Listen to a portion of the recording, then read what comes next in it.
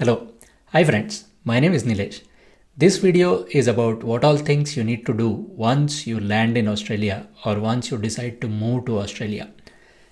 This video is part of the series on the Global Talent Visa or GTI, and I got this Australian PR as part of this Global Talent Visa.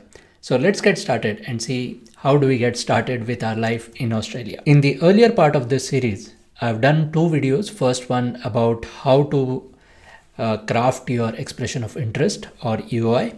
And in part 2, we looked at what are the things which are required for getting your documents ready for the Australian permanent resident application or Australian PR as part of the GTI once your expression of interest is approved. This video we are going to look at what all things are required once we start moving things to Australia. In my previous two videos, I had talked about this Global Talent Visa or Global Talent 858 Facebook group, which gives us a lot of information about the things which we need to do as part of this whole permanent residency process, the approvals, and how do we go about doing it. There is one image or there's one document in this group which talks about what all things you need to get started once you decide to move to Australia. So this screenshot here talks about 14 different things, and this has been there for quite a while. I guess this was published during COVID time. That is why you see number 14 item, which is regarding the COVID-19 vaccinations and things like that. I'm not going to cover each and every part of this, but the main things which are required based on my experience. Again, I would like to put a disclaimer here that this is purely based on my experience of moving from Singapore to Australia. Your mileage would definitely vary based on which country you are migrating from and based on which life stage you are in, whether you are single, whether you are moving with family or you are moving alone, and then you decide to bring along your family. Also, if you have kids or other members of your family who are traveling with you or who are migrating with you. So my experience is purely based on like family of 4, which is myself, my wife, and 2 daughters. So let's get started and see different things which are required to get our life set up in Australia. First and foremost, in this hyper-connected age, we need the Australian phone numbers. These you can get very easily. You can get one right at the airport where you land in Australia, or you could go to any of the supermarket or convenience store or malls and you will find the SIM cards are easily available.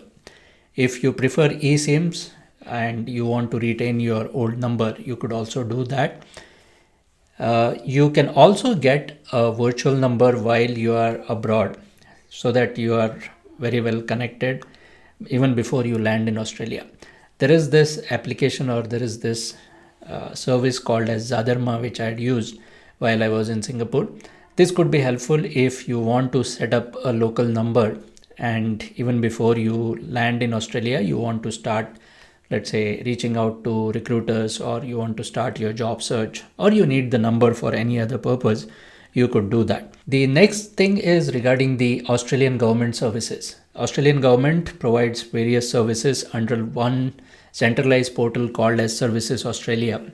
And as you can see in the screen, there are different states and territories in Australia, like Western Australia, Northern Territory, Queensland, South Australia, New South Wales, Victoria, Tasmania, and then there is the Australian Capital Region, which is Canberra. So all these different states and territories, they have their own way of dealing with these services, but the major government services, they are centralized as part of Services Australia, and we can access these in one central location. We also have the identity or digital ID, which is created as part of the MyGov project. And we can have this application downloaded on our smartphone and we can create a digital identity which can be used to access all these services.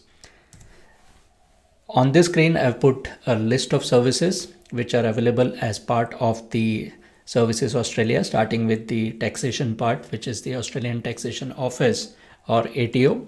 We have things like Medicare, Centrelink, then the health records, child support. So depending on your needs, these services might vary or you might have to access them at different points in time. And usually you would start by creating your the tax file number or TFN. That is one of the requirement if you are getting into the job market here, or if you plan to start your own company or your own business, then you would need the Australian business numbers. Business number. We will look at that in slightly later part of this, but usually you will be accessing all these different services from the Services Australia portal, and then you will be redirected to the individual service related links or service related portals. One thing we have to do in Australia is we have to know about Australia is this 100-point ID check. What this means is, to prove your identity in Australia, you need to have a set of documents. It's not just one document like your passport, but you need more than one document to prove your identity. And each document has a different point or different weightage given. So I've given the link here to the points checklist and what all different documents constitute the 100-point ID check. Some of the common documents here are the passport. We can have the Australian account debit card, driving license, rental agreement, utilities like the phone bill or electricity, water or broadband bill where you have this on your name, or it could be like a Medicare card.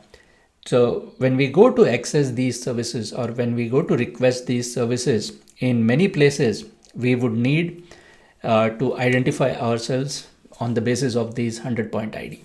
And we need these multiple documents. And initially it could take some time to get all these documents, but eventually we will need more than one of these documents to prove our identity. So the first thing which most likely we would be doing is to open a bank account. And in Australia, there is this big four banks concept where Westpac, NAB, NAZ or ANZ and Commonwealth Bank. These are the four big banks which are called as Big Four. And then there are other small banks as well. You can open the bank account online while you are abroad, but then to use it or to operate that account, you would still need to validate certain things. Like you will need to visit the branch physically and activate that account.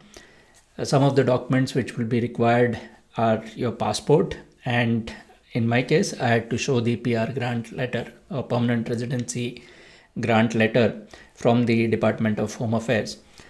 So we need these documents to prove our identity, and then it is easily created. Once we have the bank account, that becomes one of the document which we can use for our ID checks. Next thing is the Australian tax related things, and this is where you would create a tax file number or TFN as it is commonly called. And if you are establishing your own business, or if you want to do like freelancing or you want to do contracting, subcontracting kind of jobs, then you would need a Australian business number or ABN. Both these can be applied online and they both are free to be applied. So I put the links here both for TFN as well as for ABN, and by following the directions or by following the instructions on these links, you can easily create your TFN and ABN, and within a week or couple of weeks you would receive the online number is given to you immediately if everything goes fine, and the physical card, if there is any, would be sent to your mailing address at a later point in time. Medicare is the national scheme for providing free or subsidized health services to Australian citizens and permanent residents. This again can be applied online. We need our passport and again the proof of PR from the Department of Home Affairs. This can be applied online with these documents, but sometimes it requires, based on the age of the applicant, additional documents to be submitted. Like for my daughter and my wife, because they are more than 15 years of age, they had to submit their own documents via the Services Australia, and they did not have the requirement, or they did not meet the 100-point requirement because they don't have all the documents for themselves at this point in time. So we had to download the PDF file and submit all the documents via an email. But if you are alone, or if you don't have members who are more than 15 years of age, then in that case, it might be easier for you to get everything done online. and the card is shipped to your address again within 3 or 4 weeks. But you can get the number very soon, and you can start using the Medicare services. When you are new, again, you might be looking for accommodation and realestate.com.au and domain.com.au. These are the two commonly used websites for searching for rentals, or if you're planning to buy a property, again, you can search and you can filter based on different criteria like the suburb, the kind of property you're looking, the kind of facilities it offers, and all those kind of filters can be applied here. It's also a common practice that if you are coming in initially, you might be looking for a short-term rental, and Airbnb and flatmates.com could be another option if you're looking to share the apartment, or if you're looking for shared accommodation for a limited period of time. In terms of public transport, I have traveled to Melbourne and Sydney during my stay in Australia, so I can talk about these two cities. I guess it is similar in the other places as well. So when it comes to Melbourne, you have a travel card called as the Myki card, and this can be used for the bus, tram and train services. We have the readers like in most countries where you tap this card when you start your journey and you tap out when your journey is finished, and based on the distance traveled and various other factors, it would automatically deduct the amount of money that is required for that travel. In Sydney, there is a card called as Opal card, which is similar to the Myki card in Melbourne. When I traveled to Sydney last year, there was also the option of using international debit and credit cards. So that facility doesn't exist in Melbourne as of now, and I hope it will be available sometime in future. The other part about Myki is it works as a digital card in your wallet on the smartphone only on Android devices.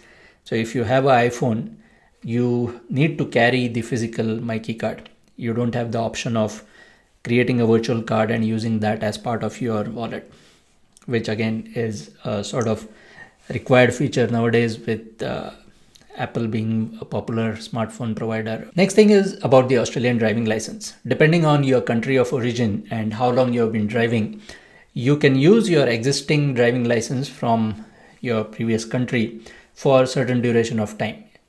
I've been living in Victoria for more than 6 weeks, and when it comes to Victoria, you can use your international driving license for 6 months, and then you are expected to convert, or within that 6 months period, you are expected to convert your license to a Victorian driving license. This is a very important document in the whole 100-point ID check. So I recommend that whether you plan to drive or not in Australia, it's better to convert your international license into your Australian driving license based on which city or which location you are residing. Next is about the schooling, and this is where I think most of the parents who have kids, they would be interested in. The type of schools which are there in Australia, they fall into one of the category where you could have the public government school, which are fully funded by government, and you don't need to pay anything for your kids' education here, apart from very basic fees for the things like stationery and uniform and bag, those kind of things. But the school curriculum as such is taught for free. You also have the faith-based schools like Catholic schools, Islamic schools, or based on the faith or religion. And then there are the non-government schools, which are private or independent schools. And your fees would vary based on your type of school that you choose. In terms of the education system, there is the foundation level, which is 3 to 5 years of age, where the kindergarten or daycare kids, they go to this level. Then there is the primary level, which is grades 1 to 6, and secondary level, they are from grade 7 to 10. Senior secondary is from grade 11 and 12. And once all this is done, the kids, they go into the university. You might find these links useful, like the Find My School, then Study Australia, and Better Education. So we can quickly go over to the browser and look at these. First, we'll look at Find My School, which is a Victoria-based project or Victoria-based website where you can look for the school enrollment year 2024 or 2025, the type of school, and based on the catchment area or the area within which you live, there could be more than one school where you can enroll your kid. So that would be shown here. Like in this case, when I looked up for a particular address, I was shown that there is one school, the primary school for 2024, where I could be eligible to enroll my kids. So based on your address, you can put the address and it will show you what are the schools which are available in that area. We can also use another site called bettereducation.com, which is across the Australia. So it shows different things like the school ranking, the exam preparations and past papers, the suburbs ranking, and this goes to the level of like the primary or secondary school. Then the university ranking, it drills down to the level of state, and we can even compare like multiple suburbs. In this case, I'm comparing two different suburbs, so it will show me what is the ranking of the primary school in that particular suburb.